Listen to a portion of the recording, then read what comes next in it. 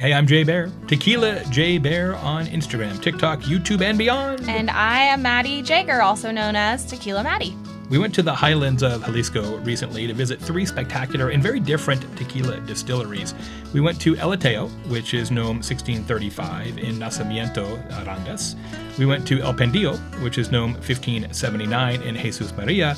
And we went to El Viejito, which is known 1107 in Atotolnico. Our friend Shawn Miller from the Packaged Group, which imports all of these brands and several other outstanding Mexican spirits, was our guide and our driver for this voyage. And my buddy Don, who I've been friends with for more than 40 years, came along for moral support and to occasionally hold the camera when we were shooting videos for some of our friends. Yeah, our mission on this trip was threefold. First, discover the miracle of El Ateo, a truly micro distillery turning out tequilas with huge flavor. We also wanted to investigate 2 very special releases coming from G4, a 7-year extra añejo and the 2nd edition of their acclaimed Dia de los Muertos Reposado. And lastly, to return to El Viejito to create a few videos for our online audience explaining the history and production methods of this venerable distillery.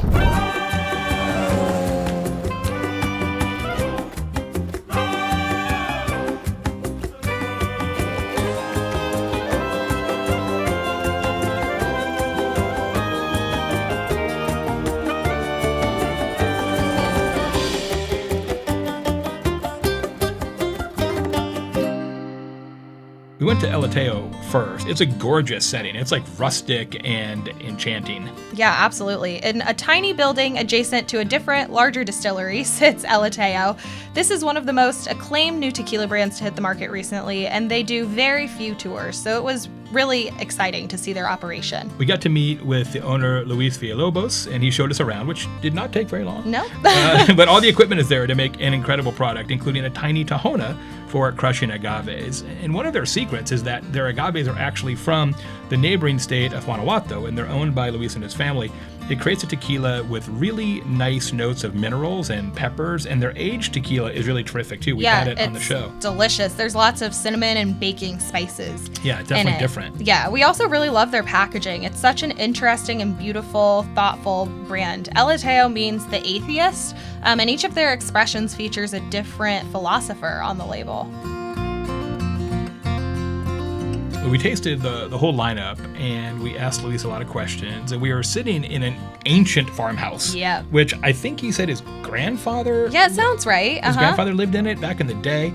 It's so old that it even has this really low doorway that you have to duck to get in, and the doorway is low like that horses and burros can't walk into your living room. Yeah, I was not expecting that. Like, was that a concern? That was a problem? I know.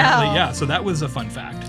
Then as it got dark and started to rain, drinking such incredible tequila in a place with so much history, now realigned for modern production, it was a really moving experience and one that we will not forget. So this is a blanco, the basic expression of our lineup. It's really, you know the notes, it's really agave forward. Yeah. So mineral, floral as well. Yeah, this is very balanced. Yeah. It definitely has that crispiness and the minerality. And I get a little bit of a vegetal note to it as well, but it's all very balanced. I really like it. I think it's so good. El Ateo is destined for big things. The next morning, we went to an agave field in the highlands to see the jimadores at work. Once you see how tequila is actually made from ground to glass, you won't complain very much about the prices. We watched this field being harvested, super ripe old agaves, and those piñas were destined to be turned into G4 tequila. And I was struck by just how physical that job is and kind of dangerous too. Maddie even got a turn trying to cut a piña. How did that go? Yeah, I did. I will say the piñas are very heavy, the coas are very sharp, and so are the agave leaves. So probably won't be pursuing that career anytime soon. No, don't quit your day job. After that, we went over to the El Pendillo distillery, and that's the first time You were there, I think. Yeah, it was my first time, and it's a bit out of the way for sure. Sort of in the middle of nowhere is the El Pandillo distillery. I got to see the unique way that they make tequila at El Pandillo with their modified Tahona and super efficient processes. Yeah, and even since I've been there, they've got some newly installed equipment to increase capacity and try some new things, including more wood fermentation, so that's something to look forward to. We also got to see the nearly finished new barrel room, which will drastically increase the amount of tequila that can be aged at this distillery. Yeah, the one thing that was not finished was the stairs, so we went down the ladder to investigate all of the new barrels. Yeah, in addition to the barrel, they're going to have a tasting room adjacent to it and a little store as well, which is a long time coming to make that experience a lot better. Then we got to say hi to the legendary man himself, Felipe Camarena, and we were among the very first people in the world to try this new 7-year extra añejo. Wow. Yeah, it was absolutely incredible. Super tasty, and you can taste all of the flavors, but it wasn't overpowering for being 7 years in barrels. The fruit, it's really like, it's good. got like a strawberry, apricot, like Yeah. orange marmalade nose to it. It's Yeah. amazing. Really, they must be really, really old barrels, because to be in there that long and still have that much finesse is pretty wild.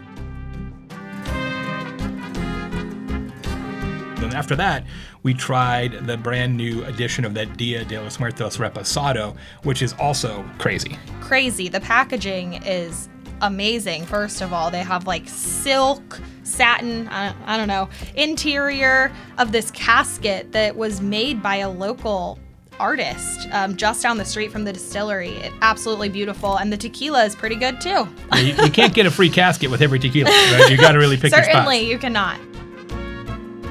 The thing about El Pandillo and G4 is that you really notice how passionate everyone there is. They are just fanatical about quality and innovation. They're always experimenting with something new, whether it's barrels, water, fermentation. It's fascinating. It's no shock that Felipe is an engineer by trade.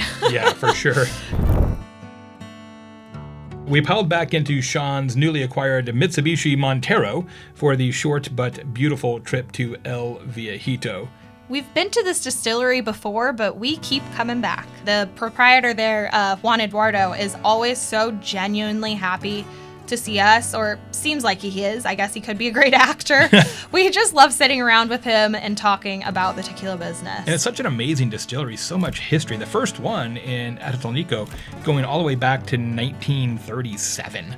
And it's such a peaceful distillery. It's right in the agave fields, and most of it's outdoors. So it sort of feels very integrated and harmonious. Yeah, they always put on a spread. So we ate probably 200 tacos and drank a lot of batangas. It was a really fun coincidence that while we were there, an agave truck showed up and full of freshly harvested piñas to be put into the brick ovens there.